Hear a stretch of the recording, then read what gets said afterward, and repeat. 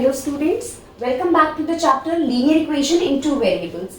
In the previous video we have studied three methods which are graphical method, substitution method and elimination method. From graphical method we have studied one table by seeing that the coefficients of the variables known as constant, by comparing the ratios of that constant we can see that whether the pair of linear equation are unique solution, parallel lines or intersecting lines, many solutions, or they are consistent or inconsistent. So in exam the question will be like this, that the given pair of equations will be given, and they will ask that by comparing the ratios you can tell whether these pair of linear equation are consistent or inconsistent. These pair of linear equation are consistent or inconsistent. तो जब इस तरीके के questions आएंगे तो हम क्या करेंगे, इनके रेशियोज को क्या करेंगे, कंपेयर करेंगे. हमने तीन केसेस पढ़े थे.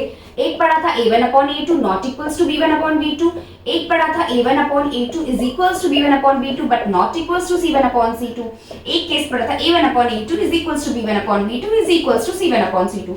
ये केस था हमारा यूनिक सॉल्यूशन का, ये केस था हमारा नो सॉल्यूशन का, ये केस था इनफाइनाइटली मेनी सॉल्यूशन का. यूनिक सॉल्यूशन आता है जब पैरेलल लाइंस होती हैं, और नो सॉल्यूशन आता है, सॉरी यूनिक सॉल्यूशन आता है जब इंटरसेक्टिंग लाइंस होती है, नो सॉल्यूशन आता है जब पैरेलल लाइंस होती हैं, और मेनी सॉल्यूशन तब आता है जब कोइंसिडेंट लाइंस होती हैं. एक लाइन दूसरे लाइन की क्या है, कोइंसिडेंट है. ओके, तो कंपेयर ये कैसे, अरे a1 a2 b1 b2 क्या है, ये क्या है, कांस्टेंट्स हैं. 3/2 2/-3 ये क्या है, कोफिशिएंट्स हैं x और y के.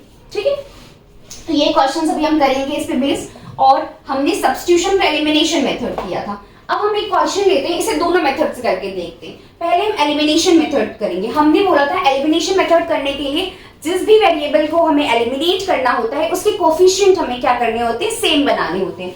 कोफिशिएंट तो सेम है हमारे, ऑलरेडी दिख रहे हैं, बट ये कोफिशिएंट सिंप्लीफाई कैसे होंगे, एलिमिनेट तभी होंगे जब इन कोफिशिएंट का साइन क्या होगा, ऑपोजिट होगा. क्योंकि +2 तो ऐड होके 4 हो जाएंगे, इसीलिए हम नीचे वाली रो का साइन चेंज करते हैं. हम नीचे वाली रो का साइन तब चेंज करते हैं हमें जब भी जिस भी वेरिएबल को एलिमिनेट करना हो, अगर उसके कोफिशिएंट सेम साइन के हैं तो हम इसको क्या करते हैं, नीचे वाली रो का साइन चेंज कर देते हैं. तो +2 का हमने बना दिया -2, -4 का बना दिया +4 और -24 का बना दिया प्लस. तो ये -2 +2 तो सिंप्लीफाई हो गए. ठीक है, अब ये क्या आया, +3 +4, क्योंकि भाई ये तो साइन चेंज हो गया ना 4 का, तो क्या आ गया 7y, और 11 और 24 का साइन चेंज हो गया +24, तो इट विल बी 35. तो y is equals to 35/7 which is 5. तो y की वैल्यू कितनी आ गई, 5 आ गई.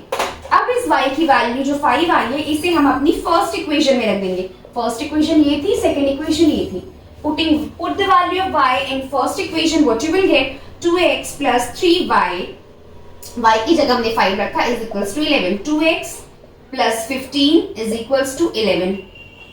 तो 11 - 15, तो 2x इज इक्वल्स टू -4, तो x की वैल्यू क्या आ गई, -2.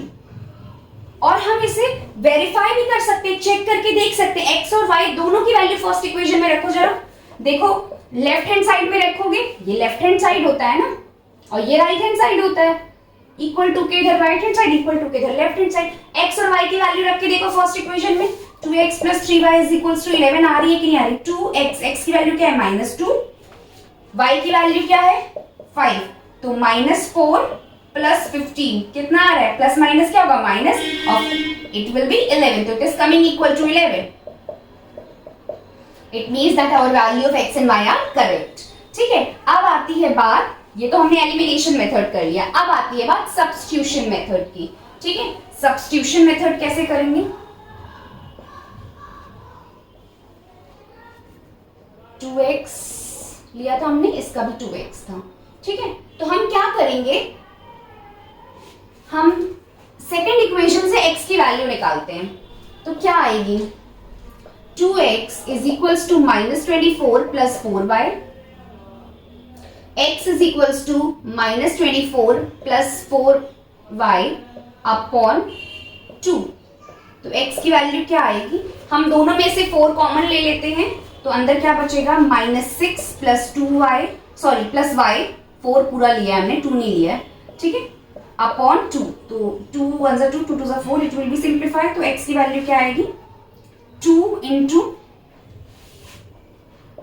-6 प्लस y, इसे सॉल्व करोगे तो क्या आएगा -12 प्लस 2y, ये x की वैल्यू आ गई y के टर्म्स में।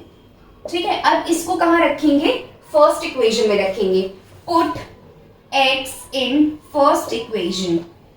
ठीक है, तो अगर हम फर्स्ट इक्वेशन में रखते हैं तो 2x की वैल्यू क्या है -12 प्लस 2y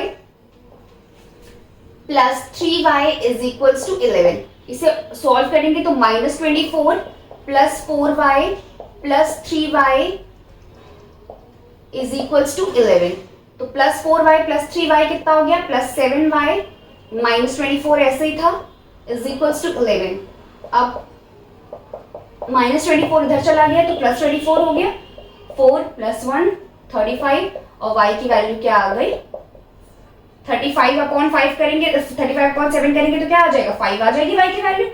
पिछले एलिमिनेशन मेथड में भी देखेंगे आप, y की वैल्यू 5 आ रही है। अब इस y की वैल्यू को क्या करेंगे, put y in third equation, third equation में डाल दीजिए, देख लीजिए यहाँ पे आ रही है कि नहीं आ रही है, x की वैल्यू +2 इंटू y की वैल्यू क्या है 5, तो -12 प्लस 10 कितना आ गया, x की वैल्यू -2।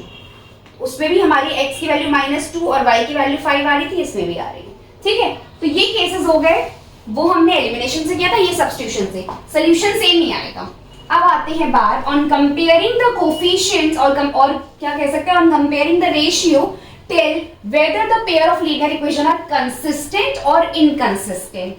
ठीक है, तो हम पहला वाला देखते हैं, 3x plus 2y is equals to 5, 2x minus 3y is equals to 7।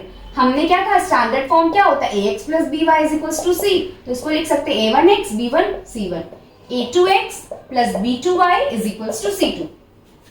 a1 upon a2 देखते हैं, a1 क्या है 3, a2 क्या है, हमें ऐसा फॉर्म लाते हैं ना, a1 upon a2 equal to b1 upon b2। अब देखते हैं क्या इक्वल आ रहा है कि नहीं आ रहा है। b1 अपॉन b2 क्या है हमारा 2, नेगेटिव साइन भी लेंगे हम, b2 की वैल्यू क्या है -3, तो a1 upon a2 is not equals to b1 upon b2।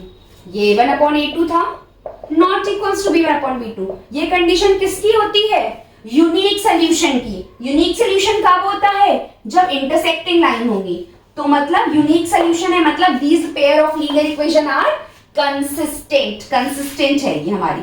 ठीक, अब आते हैं सेकंड वाले में, ये जो सेकंड वाला है 2x माइनस 3y, इसमें हमारी a1 ये है, a2 ये है, b1 ये है, b2 ये है, c1 ये है, c2 ये है। अगर आपको कंफ्यूजन होता है तो आप किनारे लिख भी लो, a1 की वैल्यू हमारी है 2, ठीक है, a2 की वैल्यू हमारी है 4, b1 की वैल्यू हमारी है -3, b2 की वैल्यू हमारी है -6, c1 की वैल्यू हमारी 8, c2 की वैल्यू हमारी है 9। अब हम इधर से ही दिख रहा है, a1 अपॉन a2 करते हैं तो क्या आ रहा है 2 अपॉन 4, b1 अपॉन b2 करें -3 अपॉन 6, और c1 अपॉन c2 करें 8 अपॉन 9। तो ये तो सॉल्व करके 1/2 आ रहा है, सिंप्लीफाई करने पे, सॉरी 3 -6 है, तो ये भी सिंप्लीफाई हो जाएंगे, ये भी क्या आ जाएगा 1/2। मतलब a1 upon a2 is equals to b1 upon b2 but not equals to c1 upon c2। a1 upon a2 equal to b1 upon b2 but not equals to c1 upon c2। मतलब क्या है, no solution, parallel lines, तो इसका मतलब ये solution क्या है, inconsistent है। ओके, आप भी क्वेश्चन सॉल्व करिएगा सब्स्टिट्यूशन से, एलिमिनेशन से और ग्राफिकल मेथड की टेबल से, कि कंपेयर करने पे देखते हैं हमारी कंसिस्टेंट आ रही कि नहीं आ रही। If you have any doubt regarding these type of methods and in any questions, you can mention me in the comment section. Okay, I hope all the three methods are clear to you all. If you have any doubts, you can tell me. Okay, thank you.